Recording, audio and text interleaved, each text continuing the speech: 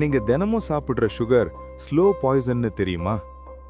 நம்ம பாடிக்கு சுகர் தேவையில்லைன்னு இல்ல, ஆனா அதிகமா எடுத்துக்கிட்டீங்கன்னா ப்ராப்ளம் தான் ஆரம்பம். ஃபர்ஸ்ட் எஃபெக்ட், உங்க பிளட் சுகர் லெவல் சடனா ஸ்பைக் ஆகும். அதுக்கப்புறம் இன்சுலின் ரிலீஸ் ஆகி அதை கண்ட்ரோல் பண்ணும். ஆனா டெய்லி இதே ரிப்பீட் ஆயிட்டே இருந்தா பாடி இன்சுலினுக்கு ரெஸ்பாண்ட் பண்ணாம போகும். இதுக்கு பேரு இன்சுலின் ரெசிஸ்டன்ஸ். அடுத்த ஸ்டேஜ், டைப் 2 டயபெட்டிஸ் ரிஸ்க் அதிகம். இன்னொரு டேஞ்சர், எக்ஸ்ட்ரா சுகர் பாடியில ஃபேட்டா கன்வெர்ட் ஆகும். அதனால weight gain, belly fat, liver fat கூட வரும். உங்க ஸ்கின் கூட பாதிக்கப்படும். பிம்பிள்ஸ் அதிகம், ஸ்கின் டல் ஆகும். பிரெயினுக்கும் எஃபெக்ட் இருக்கு. Sugar equal to dopamine spike. அதனால அது அடிக்ஷன் மாதிரி ஆகிடும். நீங்க தெரியாமையே மீண்டும் மீண்டும் ஸ்வீட் தேடுவீங்க. வர்ஸ்ட் பார்ட் என்னன்னா, ஹார்ட் டிசீஸ் ரிஸ்க் கூட அதிகம். பிளட் வெசல்ஸ் டேமேஜ் ஆகும், பிபி கூட இன்க்ரீஸ் ஆகும்.